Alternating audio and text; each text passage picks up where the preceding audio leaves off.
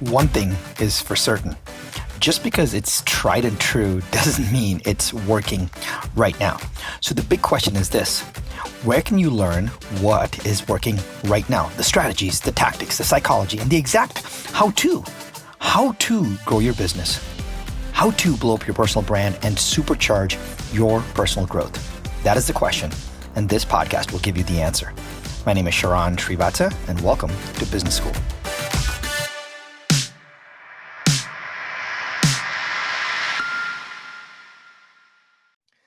Jeff, the first question that most people end up asking you and me is, hey, you guys are real estate guys. How do I find this first real estate investment? I've been thinking about it for weeks, months, and years.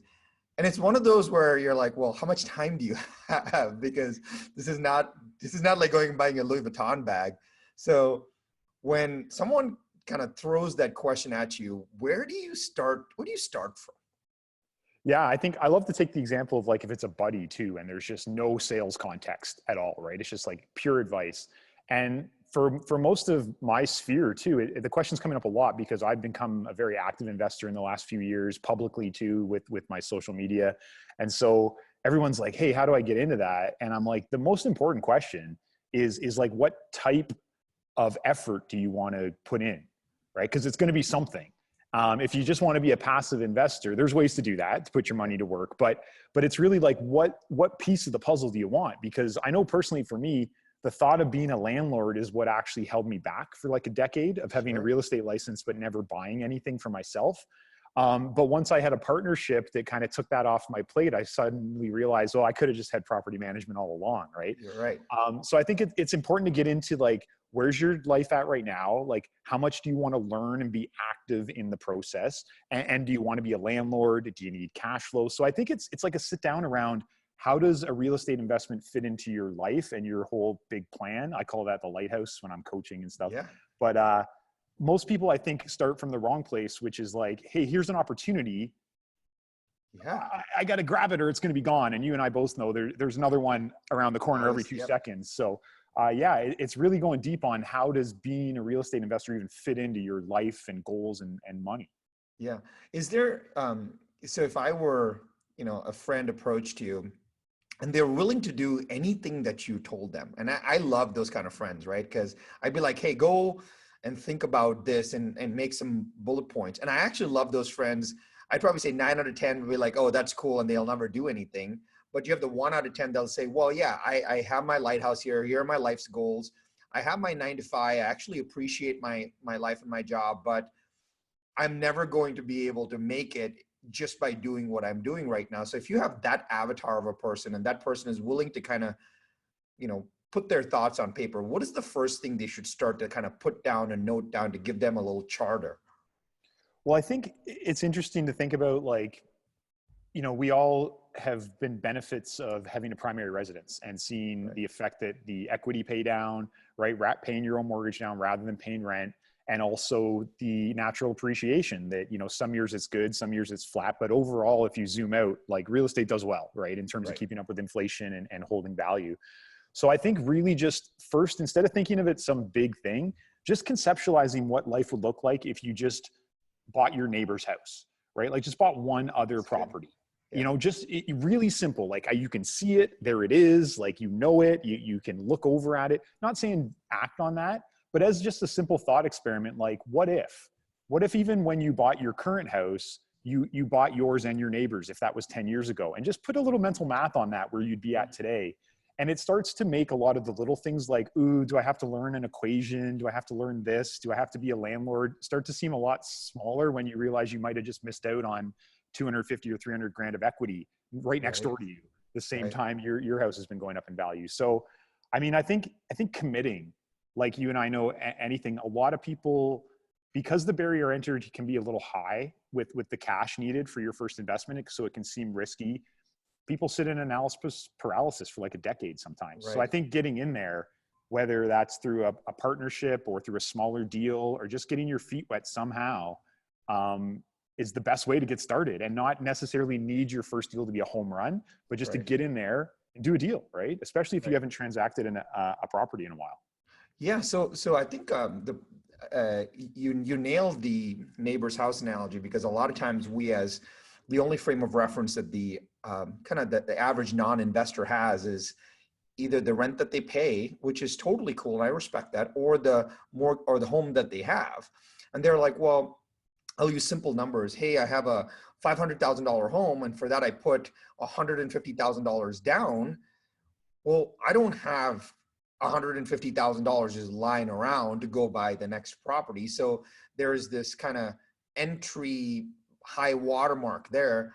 Is that, how do you think about that from a, should I say, well, is there a number that I should shoot for that I can put aside and then go look for it? Well, how far can that number go? Maybe I have to go outside of where I live. I think that early initial investment really holds a lot of people back because they just don't know how to reverse engineer from that.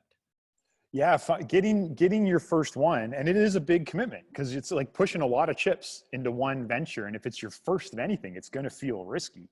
Right. I think, as another little thought exercise, thinking about flipping, right, and development or improvement is a nice way to think about how to create money out of thin air versus try to save it in your day job or pull it out of equity. So even thinking, like looking around your own house and thinking, hey, if I had to unload this today, how would I flip my own house? And realizing it's actually not as hard as you think. Most of these good real estate deals are just understanding one or two simple equations. And you and I know, if the math works, the math works. Right. You remove a lot of the risk out with good math and good formulas. So, I think it's chunking it down to a place where you can feel like you can get in and be active in a deal without putting your whole life savings on the line the first time, right? Right. That could be super stressful. I appreciate that. Yeah. Yeah. So let's talk maybe like numbers. So is there a way, do you have any guidance around, is it a budgeting exercise where I say, okay, I know that I can spend up to, I can put up to 80 grand down, and I can spend up to another 10 grand in expenses, another 10 grand in buffer. So I have 100 grand that I have to kind of play with. Now, do you say, okay, this is what I have from a resource perspective. Now let me go call it, like you and I call it the buy box, right? Now we know what the buy box is. Sure. Can we go find something based on that? Or should I be thinking about it from a different perspective? Well, I think if you don't have that pool yet, I think if you're working to build it somehow, then I think you can get a little more creative and try to figure out how to do a kind of almost a $0 deal or a partnership. And we can talk about that in a bit, but say you did have a piece of capital, then yeah, I think you really want to focus in. You're going to need another huge chunk of capital, right? So you're going to need someone who's smart in terms of acquiring that capital, whether it's the mortgage market, the secondary mortgage market, or even private money. It could be your mom has their house paid off, right? Right. But even if you saved your piece, you're still going to have to seek out some knowledge and some backing to buy the rest of it. And then that's going to give you a pretty clear understanding of what your total purchasing power is. But still, we have to make sure that rents and cash flows make sense in your market, because you could buy a $500,000 home in one market that makes huge rents and huge cash flow, and in the other market, it makes nothing. So I think getting clear around also like how much you have to put in as terms of cash, but also what your expectations are on a monthly effort and cash flow basis. Because negative cash flow deals aren't always the worst thing either if you can afford to keep putting the capital into them every month, right? Yeah. So yeah, it already feels complicated, doesn't it, as we start talking about it? Yeah. But so I think, to me, one of the best things you could do is find someone that's not 15 steps ahead of you. And you and I have talked about this in mentorship before too. You're far better off finding someone who's 1 year ahead of you than someone who's 15 years ahead of you. So finding, that secret investor. Maybe your neighbor has an investment property. Maybe your cousin just posted they bought their first one. And really just starting to talk to people and gain that beginner knowledge, because you can go to all these seminars and write these books, but they're all written by experts. And a lot of it is just like, yeah. But it's not as hard as you think, right? Like if you've bought your own house, you can certainly buy another one. And that's the first thing I start with everybody, is like, you've already pretty much done this from one side or another. You've already been a tenant or you've already been an owner. So now we just got to add a few more skills to make you, an investor. Yeah. And do you think that, so there's the money component, which, so if you just talk about the bigger pieces to the puzzle that people need to have, Yeah.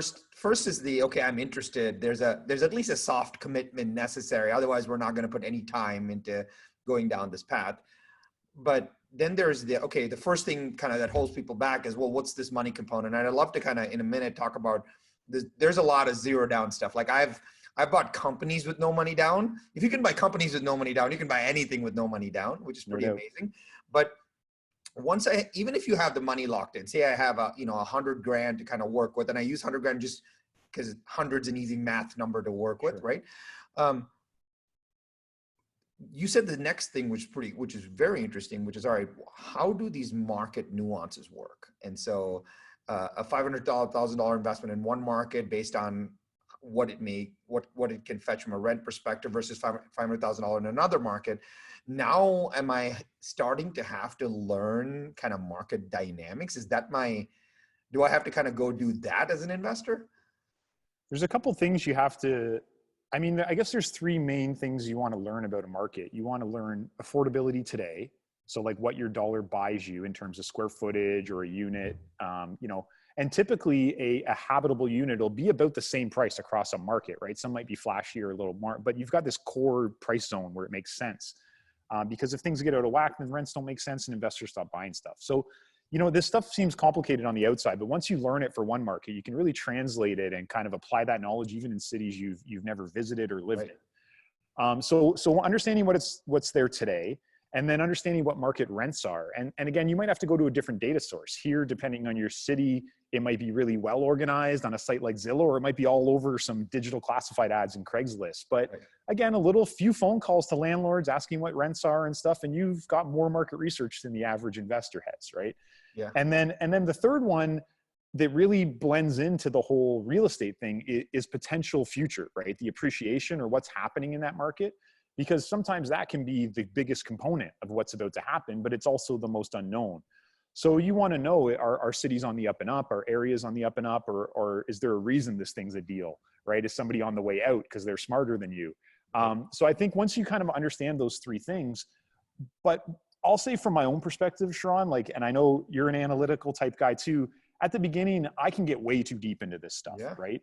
Instead of just looking for the bigger stories and trends, and then looking for the opportunity. And instead of thinking I can math my way out of all of it or spreadsheet my way through the whole equation, I use the data to just tell me whether I'm pointed in the right direction. And then I go find a property that meets the needs of this cycle, right? And for a beginner investor, you want something that's pretty safe. It has low risk of going down in the short term. You want to have some form of cash flow so you're not in a negative position. And I think ideally you want something that you can improve quickly so you could refi it and potentially cycle quicker than having to save up that second $100,000. And that's, that's something we can get into too. But so there's a lot goes in, because if you do your first one right, then 2, 3, 4 comes a lot quicker. And we all know how much, time is your asset in real estate investing. So the more you can do at the front end, the better things look in 20 years versus having to wait 10 or 15 years to buy your second property. Yeah. There's a lot in there. Sorry.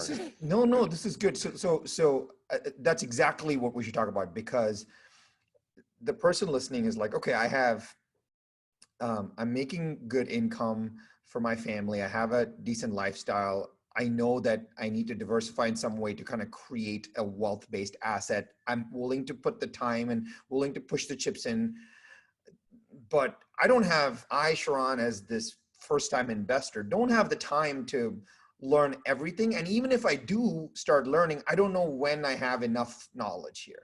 So I want to ask the tough question, which I know you will kind of walk through really well. The first thing I do is, and I've talked to you a lot about this, which is I love outsourcing my success, right? I'm like, okay, who can I hire that will help me through this process that has the incentives aligned, if you will. And I'd love to talk maybe just a little bit about, how do you find an agent in a marketplace that can actually be a good guide, a good resource that can help you through this process? Is every agent a good agent? Can they do it? What questions should I, as the consumer, be asking to figure out? And I'd love for you to kind of talk through that as almost because I know agents that would be really great at listing and selling my house, as a primary investment, but I would never talk to them about an investment deal because they'd be like, "Oh, Sharran, this is a beautiful Spanish," and I'm like, "Well, that's great, but Who cares? it's got a beautiful red door," and I'm like, "But that's great," you know. So let's talk about that because I don't think that most consumers are gonna know. Maybe in deals 3, 4, and 5 they get a lot more depth, but how do they hire that partner on the ground? I mean, I think universally across advisors, right? Whether it's real estate agent, legal, your mortgage advisor, you want to make sure the person that's advising you is smarter than you. I mean, it sounds simple, right? At But least in that arena, right? Yeah, yeah. yeah, at least, you believe they're smarter than you, at least, right? Because so you go down these roads. So if you find yourself being the one that's bringing information to your advisors, just question that, right? Like your advisors should be bringing you ideas that you consider and then potentially act upon. Remember, you don't have to do everything your advisors say either. Your job is to get a pool of them. And I'd say when you're looking for someone in this space, you want to look for the fact that they're active themselves. If a real estate agent with a real estate license is not a real estate investor, that's not because, they only do it for clients and not for themselves. It's because they don't do it at all, right? Yeah. And so there's a very different skill set involved. And I'll say too, I mean, even selling an investment property versus buying one is a very different skill set, right? It's a lot more nuanced than buying a residential property because again, it's not just about falling in love and does this work for your school district? There's a lot of math. There's a lot of, just costs and balances and construction and even zoning stuff that you might not have to come across with a residential property. So, ask some tough questions. Ask to see their portfolio. Ask how many, ask to interview referrals for other clients of theirs that are investors. And you'll know pretty quick whether people are talking the talk or actually walking the walk. Yeah. And do you actually think that, how do we give courage to the person right now listening, saying it's okay to ask the agent, "Hey, walk me through the last investment that you did"? Because I actually will, like, I've talked to my wife about this and she's like, "Well, I kind of feel like I'm asking this person how much money they have." And I told her, "Hey, do you remember when we interviewed financial advisors? I don't care how much money they have. Like that's not fair. But I'm like, hey, show me a screenshot of how you have your stuff allocated and explain to me why." Right. And if they told me, "Hey, I have all my stuff in bonds," that's fine as long as they can articulate their portfolio to me, because at least it shows me that, you don't want what do they say? The cobbler's kids doesn't have shoes or something like that, right? Like that's tough. You have an amazing skill and an asset. You got to do that. How do you give somebody the courage to ask that question is kind of like my ask for you. Well, I think first recognizing, I think there's two layers honestly in there. There's the one is like, we all want to seem smart to each other. So it's like, well, let go of that. If you're hiring an advisor, your job is to say, "Hey, what would you do?" That's what I ask all my advisors all the time. That doesn't mean that's what I'm going to do. Right. I want to know, "Hey, here's the situation. What would you do?" And actually, as a real estate agent myself, that's how I try to answer most questions for my clients. I say, "Here, based on everything here, here's what I would do if this was my deal, but I respect it's your deal and I'll do whatever you want." Right. Right. So, just asking for examples. And again, don't think you're doing it as a "I gotcha" moment. Do it from a genuine place of, I want to learn, right? Like if I want to learn something from someone who's experienced, I'm going to ask them to show me and tell me how it works. And the other thing, I would just have your radar out, whether you're the one bringing up ideas and they're just making it work for you, whatever your idea is. "I want this. Sure, I can find you that. I want that. Yeah, that's great too." Or they're coming to you with potential opportunities they've found that they think might work, or here's an angle, or here's what I see in the marketplace. Knowledge is power ultimately in this game. You and I know both that like real estate's insider trading, right? Yeah. Like, and it's allowed. Whoever knows what's about to happen or where the values are going or who owns what or how I can assemble some properties or where rents are going, you're going to make better deals. And so you need those people on your side. Otherwise you're paying them all and you're still flying blind, right? So don't feel guilty about it. And also realize, here's the other point I think, is that, when you hire a residential realtor, it's usually a one-time transaction and you'll maybe see them again in 7 years or something if you move again. But if you hit it off in a good relationship with a investment realtor, you may be doing multiple transactions, you both will win, right? So it's worth taking the time to have a great partnership and someone you trust and you feel you can communicate 100% with, that it's not just a salesperson you hire. Right. It's like, it's a consultant, it's an advisor if it really works out well. Yeah. Hey, is there, Jeff, how do you think about when, I've talked to a lot of consumers and they'll say, well, I don't want to talk to an agent right now because I'm still kind of in the process of learning. And if I tell them that I'm in the process of learning and buying my first deal, what incentive do they have to spend all this time with me? And how do you kind of respond to that? How do you think through that? I mean, that almost makes me chuckle because I would love to have those calls, right? Because the thing is, if another realtor who is doing a good job with their client, I have zero chance of obtaining that client in their lifetime unless they close their business down or whatever, right? Right. But to grow a portfolio as an investment realtor, the only real source you have is brand new people or referrals, right? Right. So I love taking a client on a process and educating them because actually, we learned this long ago.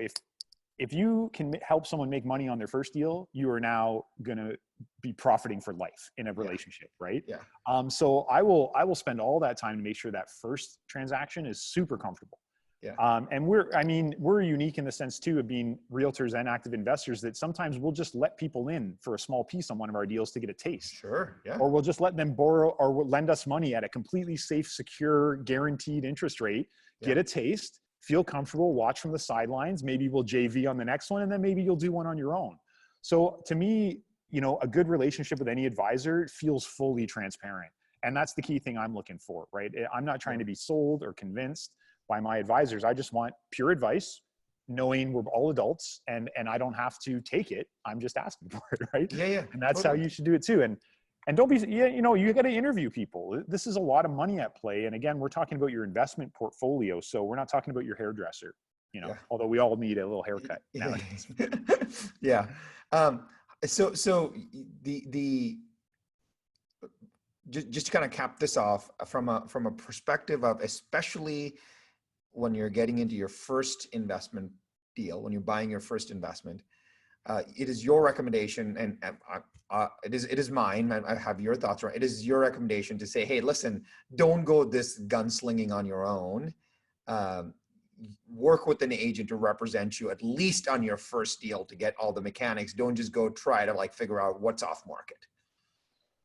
Be very careful, right? Especially in the investment space, there's a lot of people out there. Don't think you're just going to be this hot gunslinger that hops into the market and finds a deal. If a deal's too good to be true, you're getting taken, right? There's a lot of savvy investors in every real estate market. So there's not usually killer deals on investment product. You have to find an angle. You have to have a little math or something that's different. Right. I would say you want to build your investment team. You want to get advice from other people that have already done it, 1 or 2 properties in, people you trust that are telling you the truth and not trying to sell you anything, and then build that all together and get ready, right? Go and do your first one, because once you do one, then you can back out, you can sell it, right? You can, even as my investment team got together, our first few deals, not all of them were huge slam dunks, but you move on and you learn a ton, and then your next few deals are slam dunks. So none of that's taught in a textbook, unfortunately. You can go to as many late night seminars or YouTube videos as you want, or podcasts, but the education you'll get from doing a deal and getting your hands dirty. But the key is to not risk it all on that first one, so you don't burn and can't come back, right? Yeah. Let's so let me that's a really good thing. So I have 2 questions. First one is, let's talk about that, which is there are different reasons people do deals. Some people say, you know what, this is a long-term thing. I don't care about, because you can't have everything in every deal, right? You can't have amazing cash flow, buy it for really cheap, and have insane appreciation over the next 5 years. Like that stuff, I've never seen all of that happen at one time. So how do you think about, kind of like a cash flow specific deal or an appreciation specific deal, or is it just hey, I'm never going to get this part of Brantford at this price ever? What's kind of like a way to think through what are the goals around big deals? Yeah, I mean, I think all 3, right? So, but when thinking what is your goal, right? So one of them, back to our very first, that conversation we started with, which was, when it comes down to cash flow, the answer is, do you intend to have rental income be part of your income, or you got your job and your income figured out, right? And so there's no right or wrong answer to that. It's your goal as an investor. Some people are looking to fast track so that their rental income is their full income and they can retire in a few years. And so you're going to require a different product than the person who doesn't need to see a dime out of that until potentially they just sell it later down the road. So I think there's that. I mean, I think you're amiss if you're not looking at appreciation, because that's the magic, lever of real estate that really doesn't always exist in other investable products. So, I mean, I think one of the things people get caught up to is in investing in the city they live in, even though it might have already had its day. And so, really looking, is it worth looking 30 minutes, further away in the other direction than the metro center than where you live and stuff, and just to find where the numbers are a little better, even if you have to have property management. And then I think the last one is the most interesting. Is we deal with this in the commercial side of our business a lot, where different people value property differently, right? Yeah. So if I have a vacation home and the neighboring property comes up for sale, I want that, right? Because I want to control who my neighbors are or expand my property. So I might jump on that even if it is being sold at a premium. Or I've always said my personal house, if my neighbor ever sold, I'm buying it, right? Because I want to have a double backyard or something and a rental right next to me. But again, she might outlive us and just never sell. So I think all three, right? I think a good plan has the hedge of appreciation and cash flow built in based on your needs, but also you're ready for those unique opportunities that are only a real value to you because you have a different angle than general investor over here. Those are my favorite, where it's just little secret deals that are only special to you. Yeah, and it also helps because if you think that, hey, if someone wants to get out of it because their appreciation time is done, and or in their window, so they bought it at a certain price, it appreciated to 17%, they're good with their portfolio. It may kind of slow appreciation for a while, but the person, like you said, who wants to have an income replacement play and they don't care that all they wanted to replace income, well, that may be a great deal for them because now it's a good income play, but it's not a great, like a big bang appreciation play. So that's when good deals start to happen, because one person, it is literally a win-win from their goals perspective.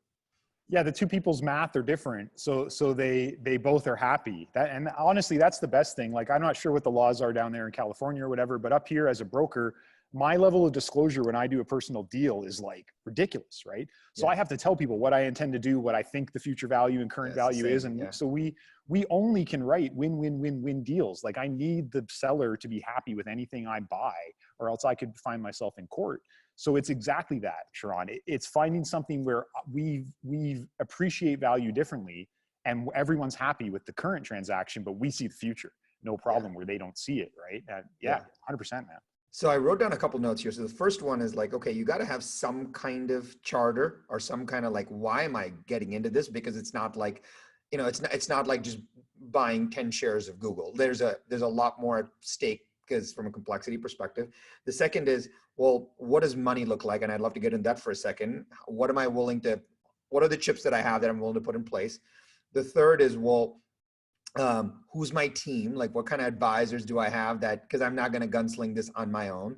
And the fourth is, well, a win for me, I shouldn't overthink this. As long as the math works and it's a win for me and my advisors sign off on this, the math doesn't need to work for the seller because they may have different goals in this process. So let's talk about maybe some ideas around not having a lot of that upfront cash. Because Jeff, I'll tell you, man, like, the number one thing that I hear, there are two things that I always hear when it comes to investments, right? And you probably hear the third. The two things are, number one is, hey, I don't have that much cash up front. And the second is, I don't want to get the 2 a.m. call that a toilet's broken. Like, literally, those are the two things I hear all the time. And that, for some reason, people just shut down based on those two things. And those two things are very solvable or have a lot of options around it. Yeah, for sure. I mean, the toilet call, let's just tick that box. It's called property management. You can choose to it. You're going to have to find a better mathematical property to build in an extra expense. But I'll tell you, it's beautiful. I do not answer toilet calls. Somebody on my team or a project manager does. It's not my job. It's beautiful, guys. That's what you want. You want to manage property. Unless you got some free time and you don't mind checking in on your tenants, and then you make a little more profit. And this is actually, a little tangent here, Sharran, is one of the first times we ever met, and I always say I get my best advice in the hallways of conferences, not from the stage.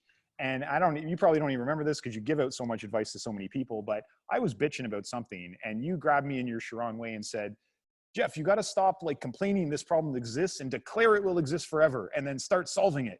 And I was like, holy crap. And it just like changed my world. And it's the same thing. And you can put an issue like, I don't want to get a call about a clogged toilet at 2 a.m. as the reason you never become an investor, or you can just solve it in one phone call and become an investor.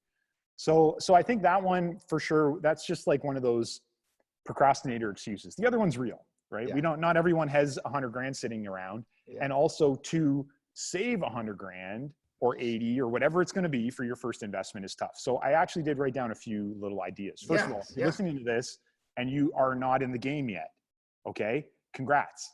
You have an opportunity to do it right from the beginning. Make your first house an investment.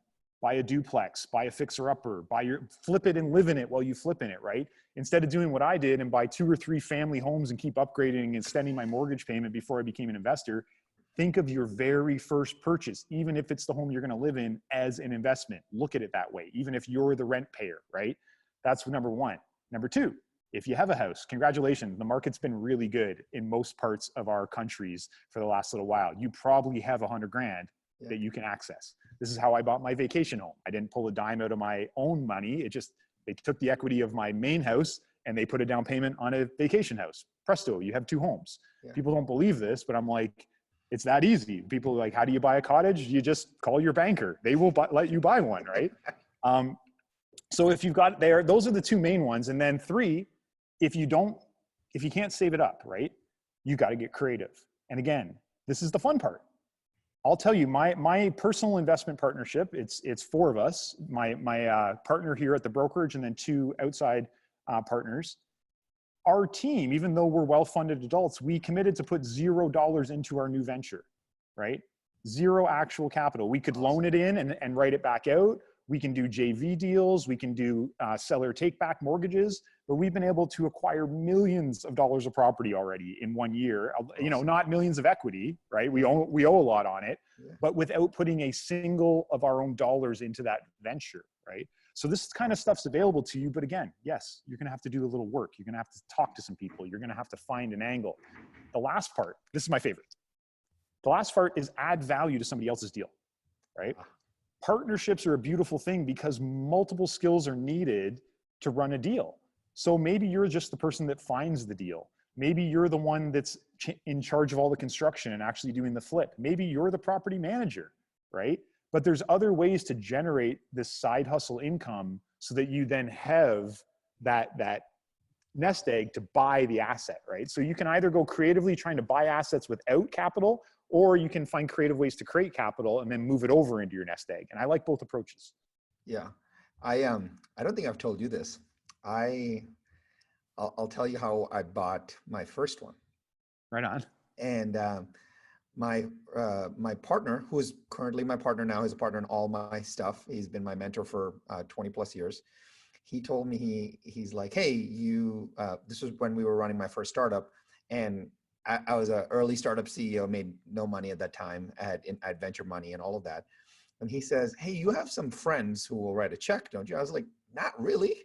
And he's like, well, are you telling me that you can't get 10 friends to write $100 grand check? I said, there's no way I have 10 friends who can like pony up $100,000 check.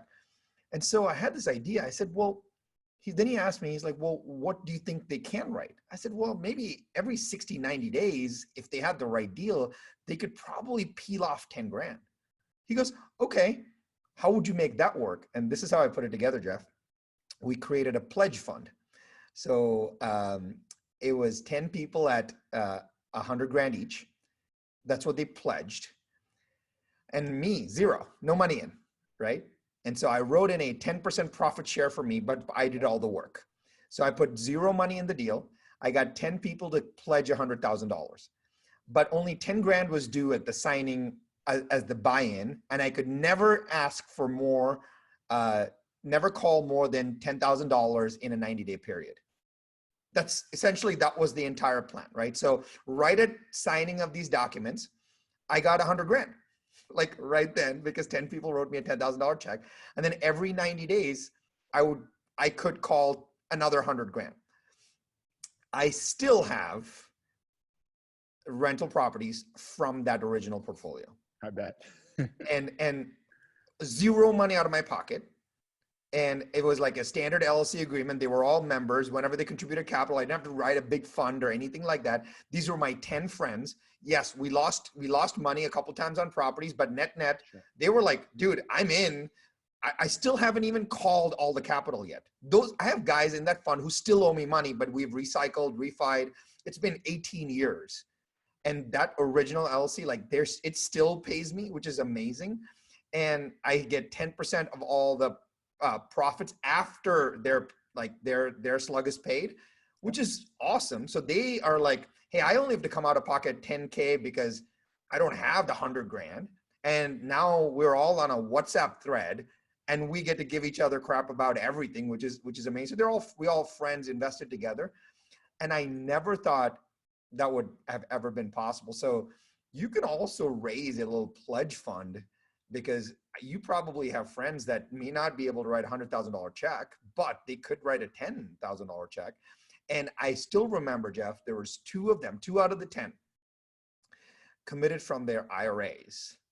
So it was a self-directed IRA, and it took them a little while to get it set up to actually be able to wire the money. And I've done a lot of investments from my IRA. So every time my IRA hit, like I always tell myself, every time my IRA hits, doubles the money in stocks, because over the years, I take the full appreciation and I put it into self-directed. So I buy Goldman stock for $100, it becomes $200. I take the full 100, put it into self-direction, and I keep my Goldman stock 100 and wait for it to grow again. And that's, at least I gave myself a pathway to saying, okay, people are like, well, I have all this money in my 401k. I'm like, there's a way to still unlock this without kind of crushing yourself financially. Yeah, for sure. I mean, the rules are different in our 2 countries. I know up here too, we call them our RSPs, your 401ks, and you can lend private mortgage inside of those too. Yeah. And like there, again, when we hold these seminars, actually right in this space before all the COVID junk, yeah. But we used to hold these big investor seminars where we'd, a lot of people walk away from the seminar realizing, they'd be better off just being a money investor to other people that are hustling.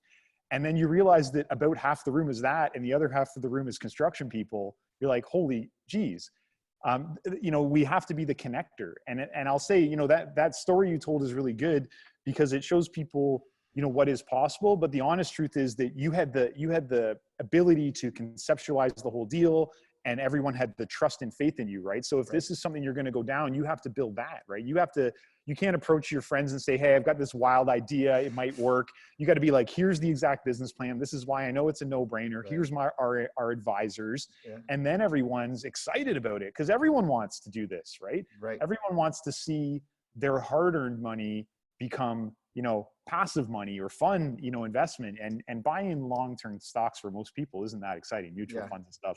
The thing I love about real estate investing too, even for the passive investor that lends you money, is you can send them a picture of the construction. They can drive by the site, right? It's real. And that's what I love about it so much is like, it's real. It's not just a stock ticker, right? Yeah.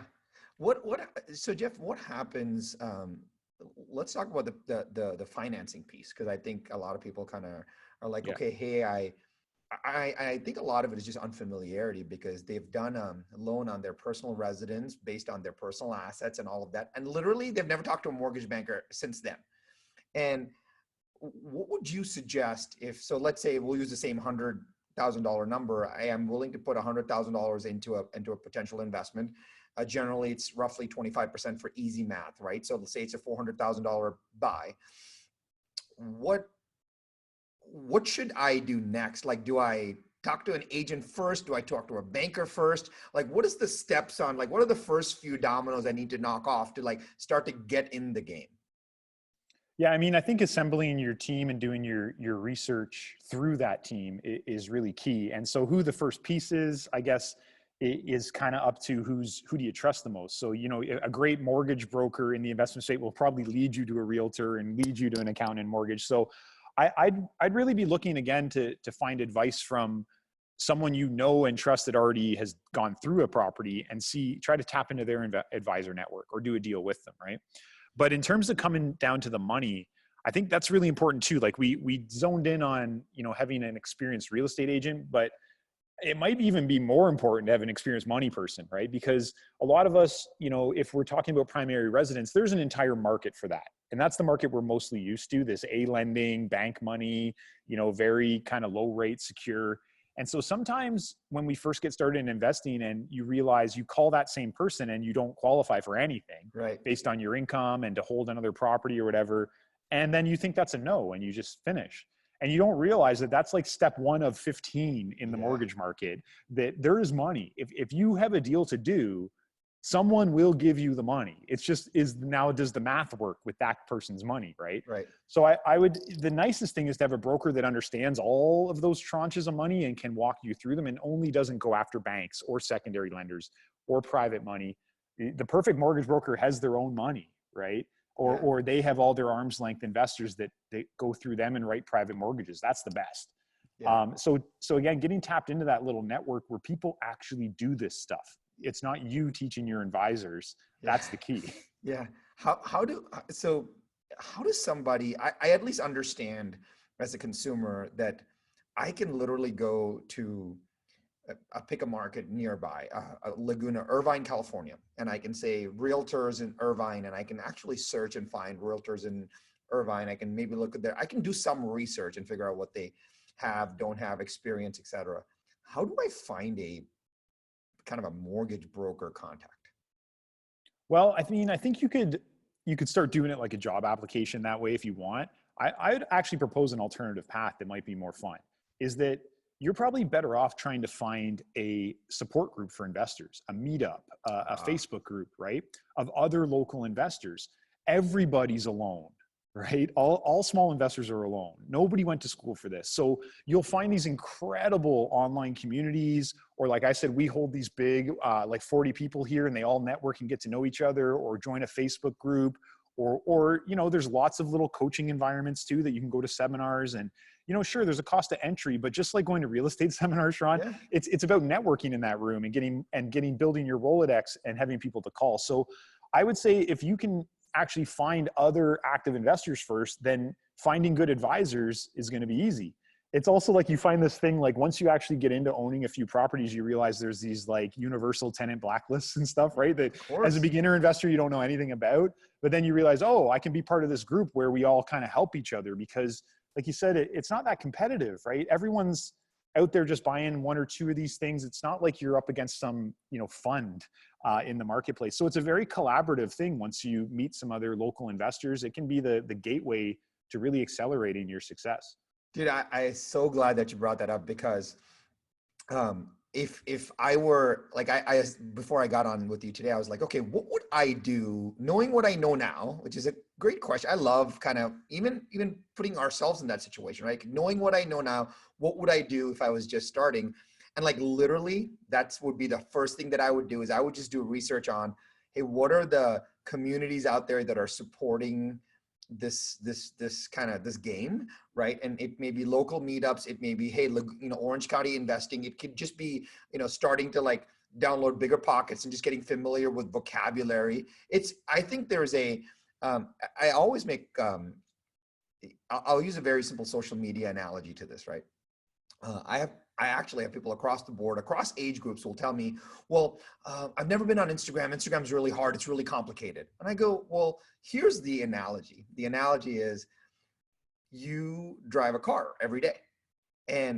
But the crazy part is we get in the car in our garage, we put the seatbelt on, turn the radio on, check our email while taking a sip of coffee, all at the same time, open the garage door, back out without hitting anybody. And like your, you know, daughter's little fluffy dinosaur, like you are able to navigate that out and you just drive without any concept of like that complexity is insane, right?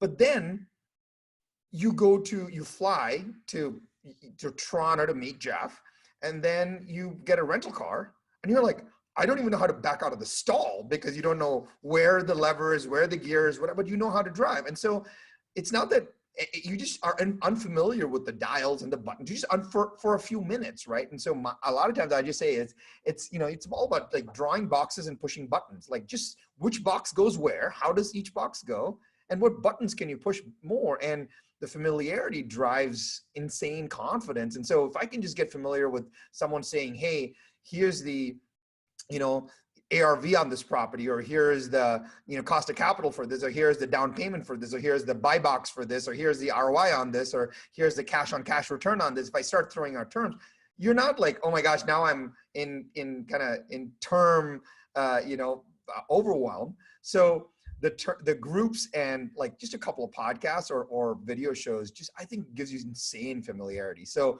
my question for you is, are there any active podcasts or shows that you kind of like that you listen to on a regular basis? Yeah, I mean, for me, I do like the Bigger Pockets channel. I think they're really humble and down to earth guys, and a variety of hosts, right, that just really continue to pump out really quality content. I actually try to model a bit of my own content after them because they're so successful. And then, it's hard. I don't have a lot of other influences just because I'm so into it day to day. So it's like my team and my advisors, we're always talking, but I agree with you. I think, knowledge is power. So if you're going to take on this, like, get excited about it. I think go back to what you were just saying, one of these, like a little more on the coachy side of things, but this like resistance to be a beginner again at something is what stops people from learning anything new, right? Like, just accept that you're going to suck at it for the first 2 times, and it's going to be awkward, and you might sound stupid in a conversation, but you have to go through that to be a pro. There's no shortcut. And so that, to me, like, I just put out a really simple video, and I had to realize too, like, I don't do what I say in that video because I have a magical spreadsheet I type 4 numbers into and it tells me if I have a deal. But that doesn't help an investor to give them that spreadsheet, right? What I wanted to do with that video was give a tutorial and say, hey, if you're not ready to be an investor, run this sheet 15 times, get comfortable with it so that you can just see a house and know it's a deal. You don't even need the spreadsheet anymore. And to me, that's the thing, whether it's, picking up a new sport or an instrument or something, or investing. But a lot of us are just like, as soon as it feels a bit out of our comfort zone, we're like, well, I don't like feeling stupid. So I just, never mind, this isn't for me. And that's just a tragedy across all things. So, I really like that video with the gray boxes that automatically filled itself out, man.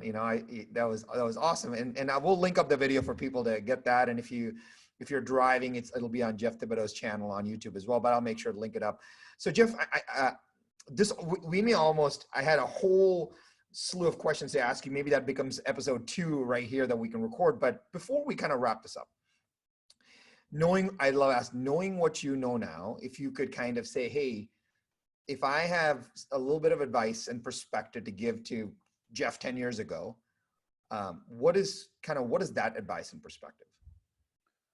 Well, it's super clear for me because I've been a real estate agent for 12 years and I've only been an investor for 2. So, I would have become an investor before I was even a real estate agent. Instead, I was thinking about, like, I think a lot of my age bracket did too, is we want to buy our first home to be the same as our parents' current home and stuff. So it would have been so much smarter if I just would have knocked the first purchase down a little bit or bought a duplex. I would be $1 million ahead right now. Wow. So it's just like, if you are, so I'm 39, right? If you're 29, if you're 25, Sharran, I could pull up this email.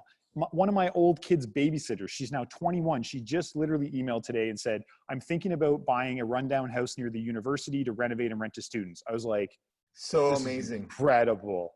Right. I'm like, let me hold your hand. I'll do the deal with you. If this is your first, this is so exciting because you're 21, you will be retired at 35. And I can't go back in the time machine. So I have to double down now. I have to do a lot more boots on the ground. I got to hustle harder. I got to try to turn deals faster. That if I would have started a decade ago and just bought one, 5 years later, bought another. It's so the time is the thing, right? With this game. So yeah, I would say, just get into it and realize that even if your first 1 or 2 aren't slam dunks, you're going to be so much further ahead than someone who never started. And this could be a huge, huge part of your portfolio. Yeah. Hey, so if you're listening here, the one big chunk of questions that I had for Jeff was like, what nobody tells you about investing in real estate. And so we're going to kind of make that part 2. So jump right ahead to part 2 with my main man, Jeff Thibodeau, on what nobody tells you about investing in real estate.